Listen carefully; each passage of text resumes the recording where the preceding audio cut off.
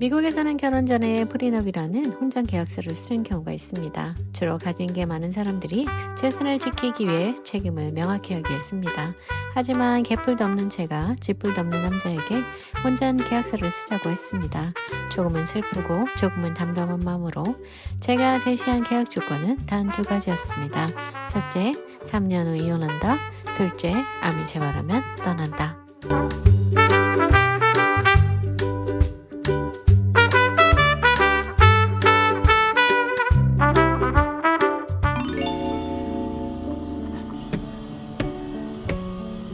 안녕하세요. 하와이 산골 아줌마 코나 조아입니다. 오늘은 나나이에서 아침을 먹으려고 합니다. 머그잔 가득 따뜻한 커피를 들고 살짝 덜게 몸을 이끌고 나나이로 나왔습니다. 바람은 게으르게 지나가고 저 멀리선 닭울음 소리가 툭툭 끊어지듯 들려옵니다. 맑게 개인 하와이 산골의 하늘은 투명한 유리창처럼 먼 곳까지 열려 있습니다. 아무것도 서두를 거 없는 아침, 세상이 분주히 온 하루를 열어도 저는 잠시 이 조용한 나나이에 멈춰 서 있습니다.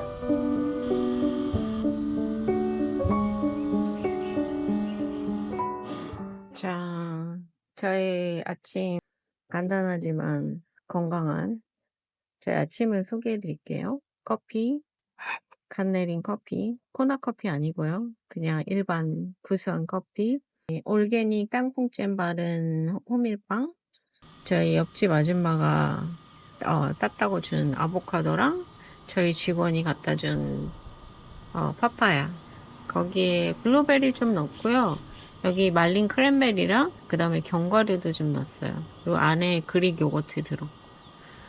저는 아침을 매일 똑같이 먹거든요. 이게 거의 매일 아침 똑같아요. 바뀌는 게 있다면 그냥 여기 토핑하고 뭐 이런 과일 좀 바뀌고, 아침 먹으면서 이 책 선전은 아니지만 이 책에 관련된 이게 또 사연이 좀 많은 책이거든요. 그래서 이 책 얘기를 좀 해볼게요.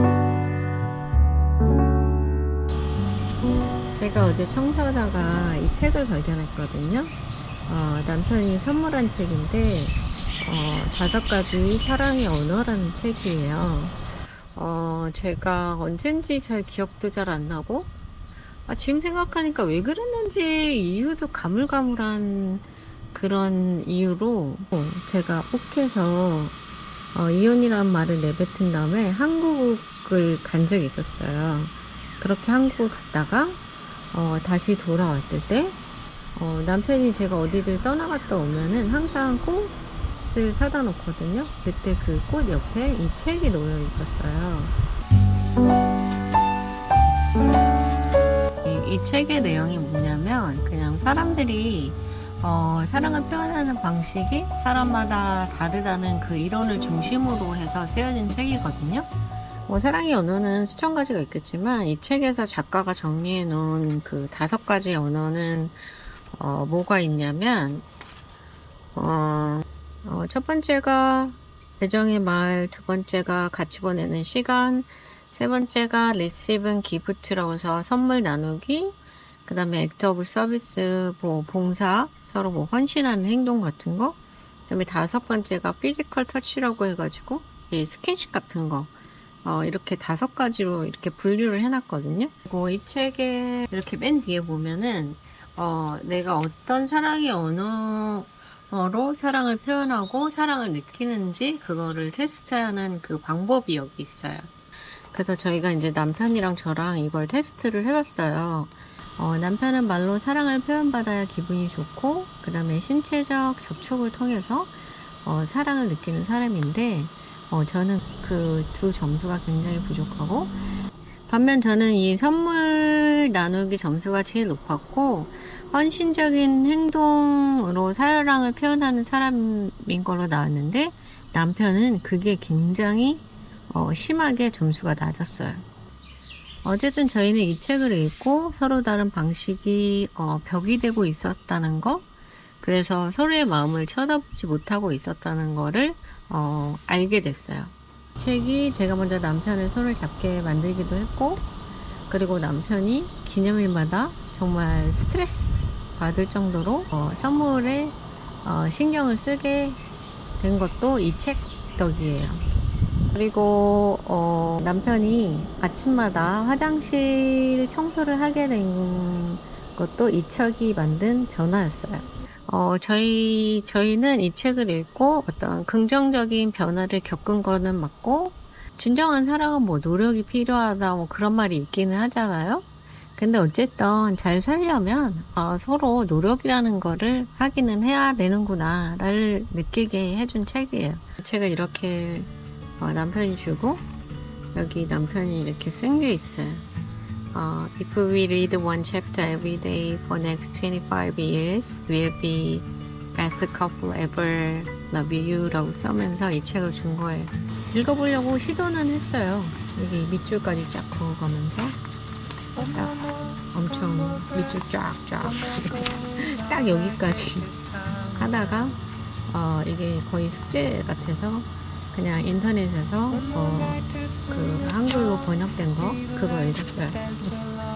여기는 딱 여기까지. 점프 영어 공부 이거 읽으면서 해야 될까봐요.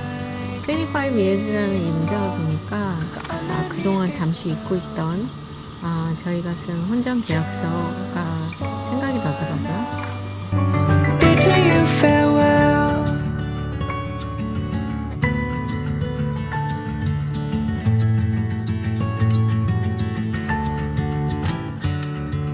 Dig my heels in, do my best.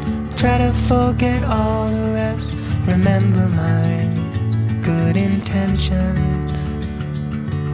Caught up in the whirlwind of, forgot about my faith in love to make the whole thing disappear.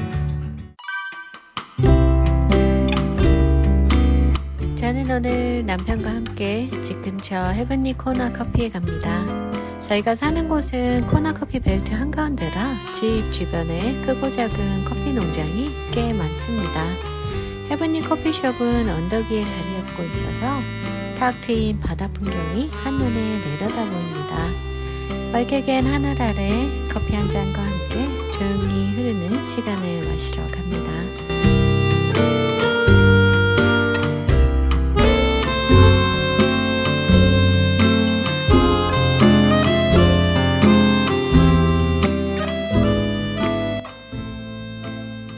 저는 저보다 10살 많은 미국 남자와 재혼을 했습니다. 조용하고 단단하고 착한 사람입니다. 사실 저는 다시 결혼할 마음이 없었습니다. 제게 전부였던 아들, 삶의 중심이었던 아이가 학교를 졸업하고 본토로 떠났을 때 저도 그 아이를 따라가고 싶었습니다. 혼자가 된다는 건 예상보다 더 외롭고 더 쓰라린 일이었습니다. 아이의 빈자리가 이렇게 크게 느껴질 줄은 몰랐습니다. 그때 이 남자가 제 마음의 빈자리에 손을 내밀며 LA로 가자고 했습니다. 저는 그때 알고 있었습니다. 아들이 정말 하고 싶은 일을 찾고자 하는 마음보다 엄마를 책임질 만큼 돈을 많이 벌어야 한다는 압박감에 시달리고 있다는 걸. 그 무게를 벗겨주고 싶었고 조금이라도 더 가까이 있고 싶었습니다. 그래서 그 사람을 따라 나섰습니다. 모든 것을 비우고 모든 것을 새로 채울 작정이었습니다. 그렇게 저만의 새로운 출발선을 썼던 그때 저는 암이라는 이름의 돌뿌리에 걸려 넘어졌습니다. 살면서 겪지 말아야 할 일이 제게만 불공평하게 일어나는 것 같았습니다. 세상이 무너져 내리고 심장이 얼어붙었던 그날, 병원 복도를 걸어 나오면서 여기가 세상의 끝인 것만 같았습니다. 저는 아들에게도 엄마에게도 말하지 않았습니다. 막 세상으로 나가려는 아들을 무너뜨리고 싶지 않았고 노모를 밤새 뒤척이게 하고 싶지 않았습니다.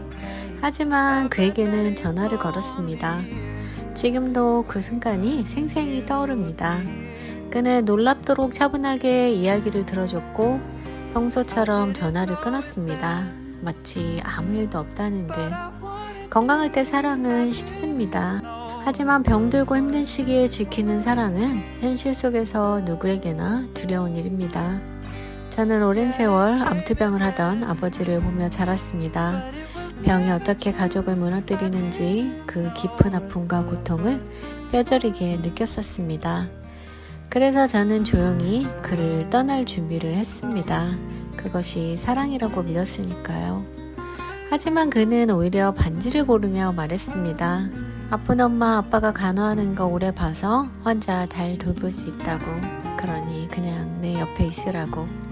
제 상식으로는 설명할 수 없는 일이었고 사랑이라는 이름에도 선뜻 고개를 끄덕일 수 없었습니다. 저는 그가 착한 사람이라는 걸 알고 있었습니다. 그 착함이 이 상황을 외면할 용기가 부족한 사람이라는 의미라는 것도 알고 있었습니다. 저는 스스로를 지키기 위해 그를 선택하고 싶었고 그는 어리석게 손을 내밀고 있었습니다. 그의 손길은 따뜻했지만 그 손이 사랑이었는지 아니면 거부하지 못한 의미였는지는 알 수 없었습니다. 그래서 결혼하자는 그에게 다소 엉뚱한 계약서를 들이밀었습니다. 어쩌면 그건 제 일말의 양심이기도 했습니다. 짧은 두 줄 남자는 외계어를 읽듯 가만히 들여다보았습니다. 3년 후 이혼한다 라고 적힌 문장은 어쩌면 제가 그에게 남길 수 있는 유일한 선물일지도 모르겠습니다. 병에 걸린 여자를 떠나는 합리적인 명분이 될 테고 사랑의 유통기한도 그때쯤이면 끝날이라 믿었습니다. 서로 충분히 지치고 닳아버릴 거라고 생각했습니다. 두 번째 암 재발 시 떠나겠다 잡지 말라는 조항은 그가 끝까지 포기하지 않고 헌신이라는 이름으로 자신을 무너뜨리는 게 보고 싶지 않아서였습니다. 때로는 사랑도 짐이 됩니다. 사랑하는 사람에게 스스로를 짐처럼 내어준다는 거, 그건 세상에서 가장 잔인한 자비일지도 모릅니다. 사랑에서 떠난다는 말은 세상에서 가장 쓸쓸하고 가장 뜨거운 배려가 아닐까요?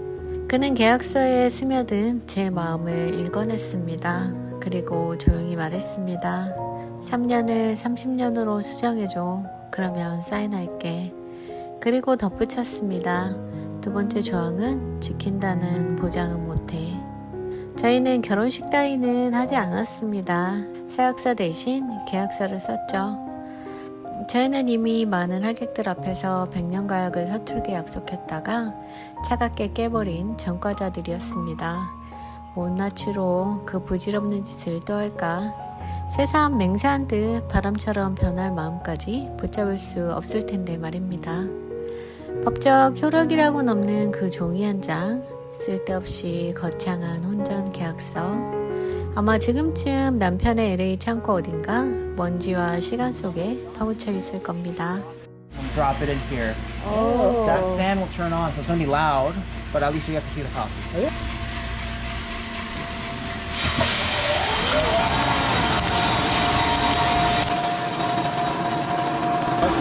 So it's cooling down. That's why that fan is on. It's 저희는 이제 겨우 계약 기간의 3분의 1을 살아냈습니다. 살아낸 날보다 살아내야 할 날들이 아직 더 많다는 사실이 가끔은 두렵고 가끔은 고맙습니다. 누구의 시선도 닿지 않는 어두운 골목길을 온전치 못한 저의 손을 잡고 함께 걷기를 선택한 남자. 아무도 강요하지 않았고 누구도 증명해주지 않았지만 그는 그저 묵묵히 제 옆에 남아있는 사람입니다. 저는 가끔 생각합니다. 사랑이란 항상 순결하거나 거창한 감정으로 시작되지는 않는다고. 때로는 책임감에서, 때로는 동정에서, 때로는 외로움에서 시작되기도 한다고. 그러나 진짜 사랑은 그 이후에 피어납니다. 시간이 지나도 떠나지 않고 고통을 함께 견디고 기억할 수도 없는 작은 날들을 함께 살아내며 사랑은 서서히 진짜가 됩니다.